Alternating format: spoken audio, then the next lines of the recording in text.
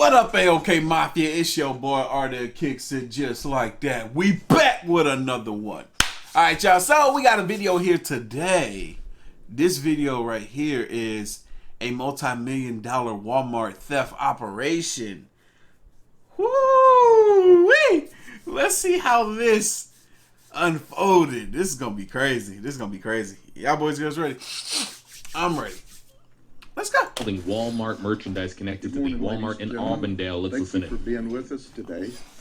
I am first, before I provide my comments, going to introduce our Attorney General, Ashley Moody. I want to brag on General Moody just for a moment. I've known her since before she was the Attorney General. And when she was running for office, we had several conversations, and she said, I'm going to make the people of Florida safer. Nice. I'm going to look out for the constitutional rights of everyone in the state of Florida. Do it, baby. I'm going to be proactive. I'm going to be engaged in all the communities. She's done exactly what she said she would do. And it's certainly my honor to be with her today and for us to talk to you about a case that her office and our office work together. As you know, I have an organized retail crime team. Come on. And that's what they do. They focus on organized criminals. These aren't petty shoplifters. These are organized criminals. But before I give my comments and color, I thought I would first turn this over to our Attorney General. Tell me about it. Well, good morning, and thank you so much for being with us today as we discuss what I believe is one of the biggest cases in organized retail theft that we've handled. Not only does this involve millions of dollars, it involves numerous states, nearly every circuit in our state, 18 circuits thus far, and we're still uncovering facts.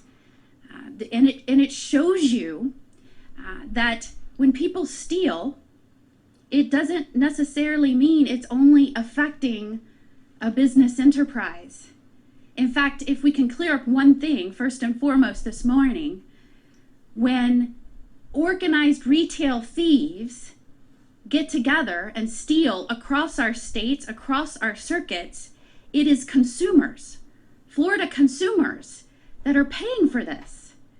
And so I want to dispel any notion that it's not Floridians that are harmed because of this behavior. And I commend Sheriff Judd for being so proactive, putting together a team that would work not just within his own county, but would look outside and how people are coming not just into his county from other counties, but into our state from other states. In fact, the 4 folks charged in the information are from Georgia. And their behavior, the millions of dollars that they were able to steal, will affect Florida consumers. And we are fed up with people, whether they're using technology or whether they're going into our stores, preying on Floridians from other states, other countries. We won't tolerate it here in Florida. So not only do I commend your amazing sheriff, Sheriff Judd, but the detectives that worked so diligently in shaping this case and putting it together. Detectives Goodlet, Thomas, and Collins, who worked so hard on this task force. You know, we just celebrated Black Friday. And for those of you that don't know, that's where traditionally you retailers cross over from red into black. And the reason it takes them so long in a year to reach profitability is because of schemes like this. We know nationwide 30 billion is stolen from businesses in our country, up to 60 billion if you include cyber theft and employee theft and other types of elements of this retail theft. $60 billion. That's crazy when you think about that. That means you and I, the sheriff, the detectives, people of these communities are paying for it. And so thankfully for the good work of these detectives that looked not only just at the one incident, but started uncovering how this was a scheme, how they were accomplishing this. These folks now, instead of continuing to do this through the holidays, continuing to cause increased prices for Floridians, taking their Floridians' hard-earned money, those folks now will trade their homes for a jail cell, their beds for a bed in a county jail. So thank you. You know, in my office, we have been so focused on this type of organized retail theft. We have gone after, and now, since taking office, we have 180 defendants of an organized retail theft, 61 targets, and we're not done. Sheriff Judd and I are excited about continuing our work together, and we won't stop until more of these folks that are coming into our state, causing Floridians to pay more out of their hard-earned money, go to jail. So we appreciate you being here today, giving a voice to what these detectives have done to better protect our communities. Thank you again, detectives and Sheriff Judd. Yo, Sheriff Judd, he be on it, bro. Let me introduce you to our crew today. These folks are responsible for at least $3.6 million in organized retail crime in the state of Florida and across this country. We know that from the time we initially discovered them, and I'll talk about that in just a second. Before we could get the investigation wrapped up, which was a complicated investigation, and it was more complicated because of COVID, they made 600 additional purchases and thefts.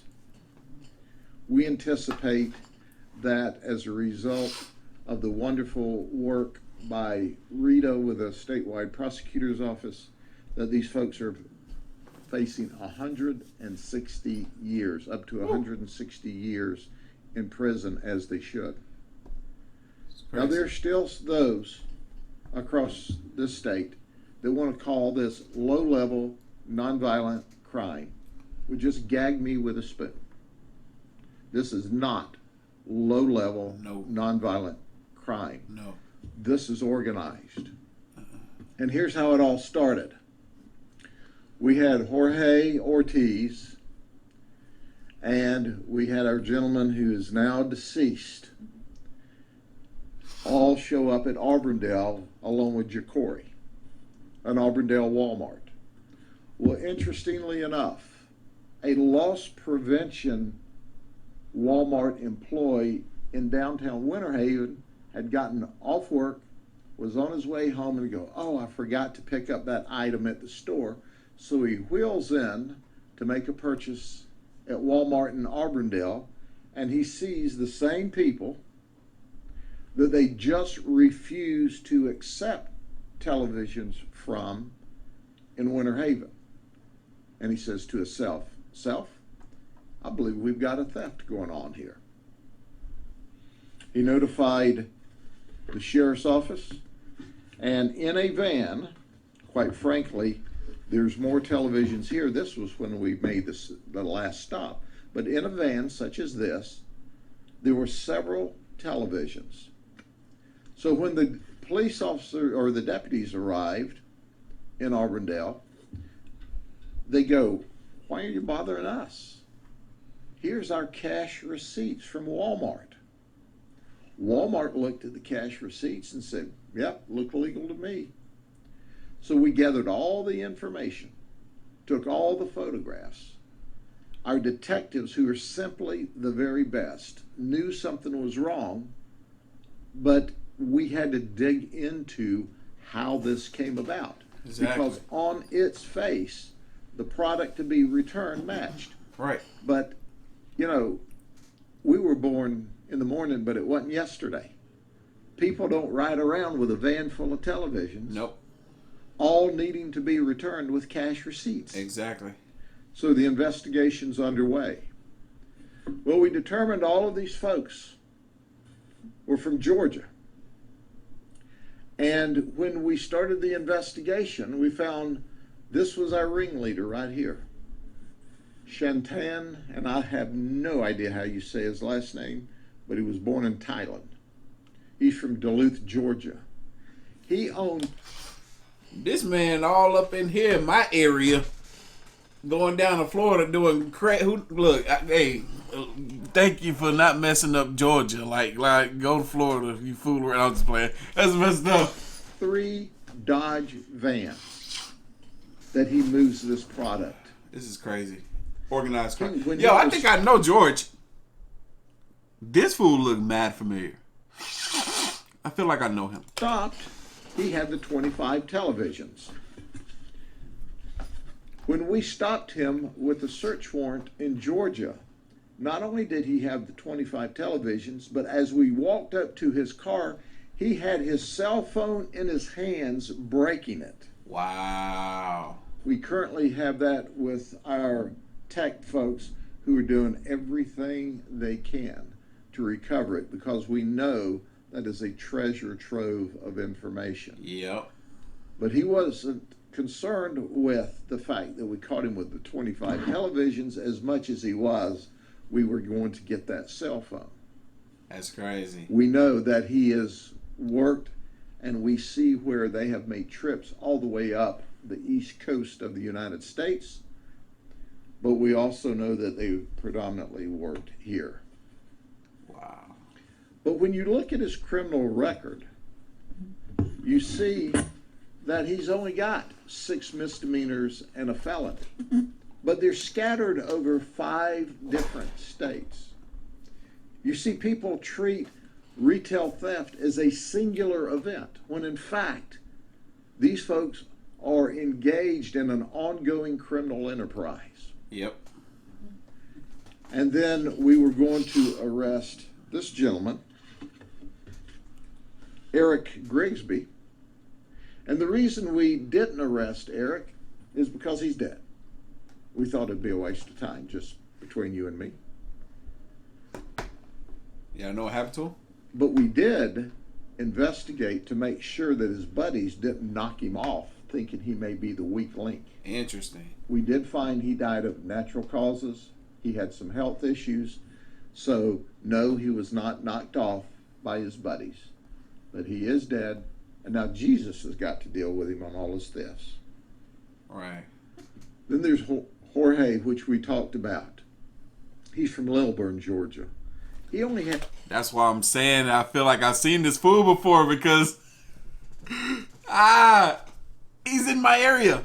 has 3 misdemeanors and 1 felony.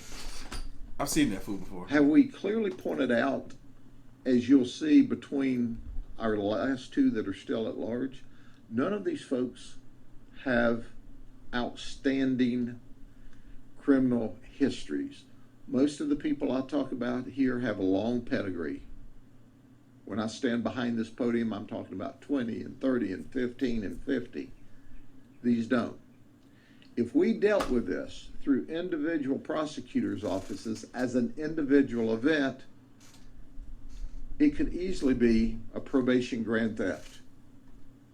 And that's what they hope for. That's what they bank on. But in reality, they have a system in place where a very elaborate system, and we're not going to give you the details here because, quite frankly, we don't want to train other people as to how to do what they were doing. But I can tell you it was brilliant.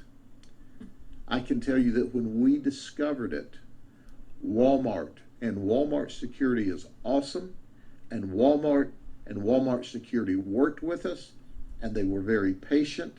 They understood that it took time for us to put I was trying to see if I could pull him up. this case together, and they absorbed more loss in order for us to put a case together that was worthy of the statewide prosecutor and General Moody. Darn it, I wish I knew how they did this. us.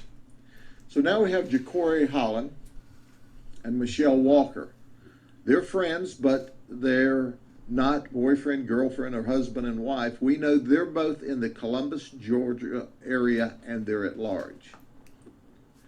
When we stopped Jacory originally, he said that, well, we work for a company installing TVs for celebrities. That's why we have a van full of them. You know, and that show Bar Rescue, we've worked on that. But they're at large. They're hiding. We know that they moved between Georgia and Alabama. As you know, Columbus is on the state line. Jorge's only got 7 felonies and 2 misdemeanors. Only? We know in the last 7 months, this group has operated in 14 different states. Crazy. We know that their theft is incredible. So when you look at this, I want to point this out. You see the big chart over here. This would be an absolute total nightmare if we had to go to each of the prosecutorial districts to get prosecution done. This is the beauty of working with the Attorney General's office. But I must point out, in decades past, there wasn't the proactive attitude at the statewide level because they had their own issues. But our Attorney General, Moody, and our past Attorney General. All right, I got too much going through my head right now. I got too much going through my head and how they're pulling this off. I'm over here thinking that at first I thought they're stealing TVs and then they're selling them. No. Because who would buy a TV at full value when they can go to the store and get a warranty and everything if they buy it at full value? If they're selling them, they would sell them at maximum $100 below cost. Why do that when you can get the full value of it by just simply returning it to the store and getting cash value, cash amount for the full amount of the TV? So what I'm thinking they figured out is how to print off Walmart receipts. You get a bunch of rolls of Walmart receipt paper. Have a printer that can print it and make it look exactly like Walmart receipt using the correct barcode or item number of the product and everything. It's easy to come across and find that information. I promise you that. I work retail. I know how to do it.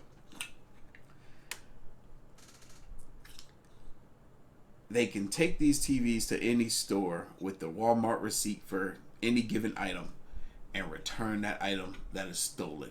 But how are they getting TVs in the first place? Either they're stealing them from warehouse or they're hijacking Walmart trucks.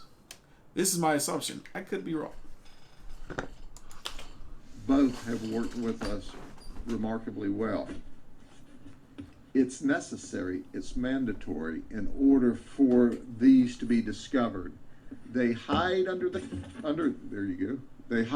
cloak that thank you, ma'am. They hide under the cloak that if they get caught, they're going to get caught for one theft. One theft. What you mean? And the reality is, look at the counties in the state of Florida and look at the states across the nation. If you have any questions, the General and I will be glad to entertain them. But General Moody, on behalf of all the people of the state of Florida, thank you. On behalf of Walmart, thank you. And our team that did a remarkable investigative job, thank you very much, because this is how we're effective, when we all work together. Any questions? I like it when it's silent. It's like, you mean he said everything. They bought the salvage televisions, right, and they returned them, locked the boxes. The basics were that they would buy a new television, then they would buy salvage televisions and change the parts, and then they would return the one they just paid cash for and say, I just bought this new television and it had a cracked screen when I got home. Well, it's labor intensive because you can't walk into a Walmart and bring 3 broken televisions. But on that particular day, when we were alerted in Auburndale, they'd already tried it and were denied in Winter Haven.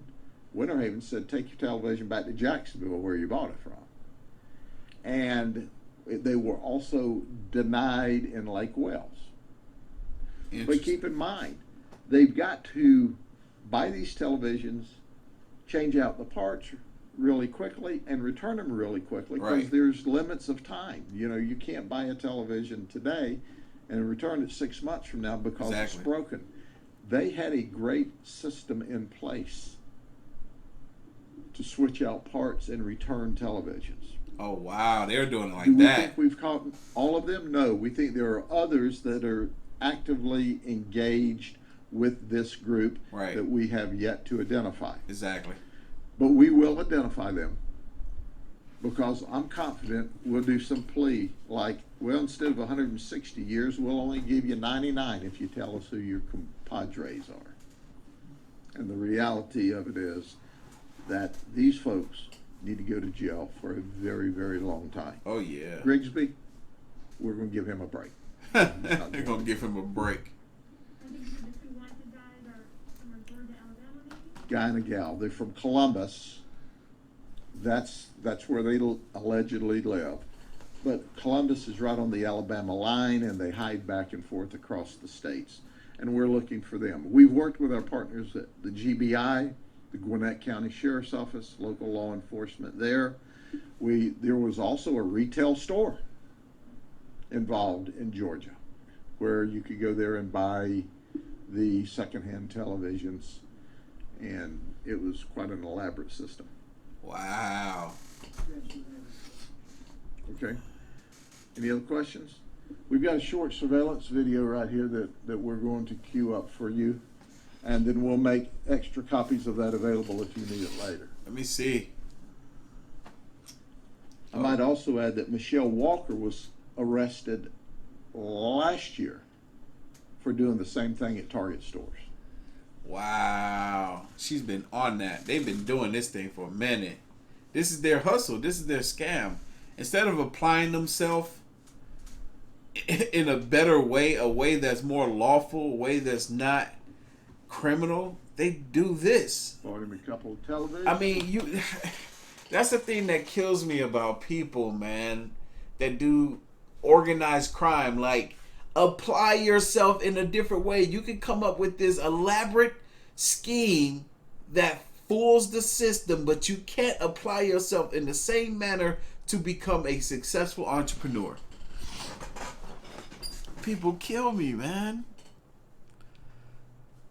And out of the store he goes. People be greedy. They want every dollar. They're broke. They don't want to give it. They don't want to give a single dime to the taxpayer. Bro, I swear I know that dude.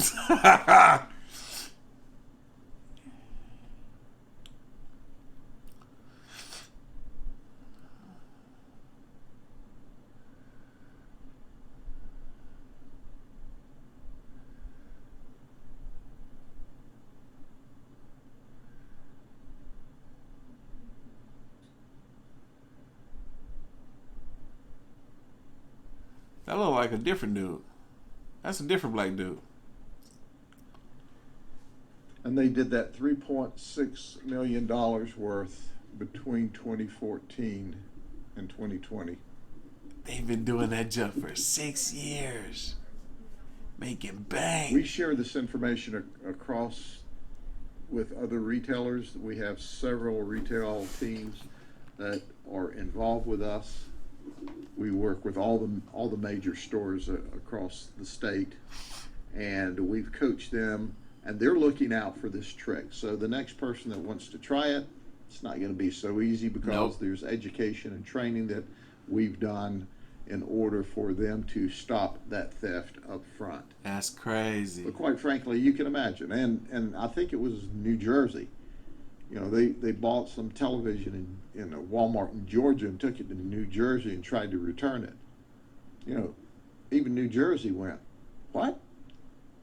You bought it in Georgia and you're up here in New Jersey trying to return it? Take it back to Georgia. Good for them. Exactly. So they have been denied when it was suspicious, but they're busy selling product. And if somebody had just said, oh, time out, how much earlier could they have blown the whistle on this at the retail level? But, they just denied it, pushed them out the door, and went on with their daily business. Well, that's what they do, though. If they get denied, they just take it somewhere else. When I used to work at Target, people used to come in there and try to return stuff all the time. And I would be like a cashier or somebody that can accept the returns because I, work myself up to a degree to where I can do stuff like that. And I would look at the receipt thoroughly. I'm like, yo, why'd you bring this here? You're going to have to take this back where you bought it at. They're like, what? No. This is the same store. It's Target, blah, blah, blah. Like, no, we're not taking this. Take it back where you got it at. And management would agree with me every single time. I'll tell y'all some stories at the end of this if y'all want me to keep the video going about stuff that used to happen in retail. It got crazy. They were selling them for probably about 50% of the retail normally. Half the price? Yeah. When they were selling them? I got the sniffles, y'all. I think I'm getting sick. About 2014, and we extrapolated the value based upon what we've seen during the time of the investigation. That's a long time. Staggering. But once again, they moved all over the state of Florida and up the eastern seaboard so that they did not wear out their welcome and make it easy to detect them. Yeah. Make no mistake about it. I see a bunch of criminals here. Right. The people that don't think they should be locked up see a lot of low-level, non-violent people. No. Well, they're not low-level and non-violent when they're stealing millions of dollars. But what I also see here is brilliant criminals. They devised this scheme based upon a lot of work and brainstorming, and it worked for them. Exactly. For a while. Now they're going to go to state prison where they belong for a very long time. Any other questions? See, all right. Let me tell a story. Let me tell a story of some organized crime that happened back when I used to work in Target, right? So I worked in the Target in Buckhead, heart of Atlanta.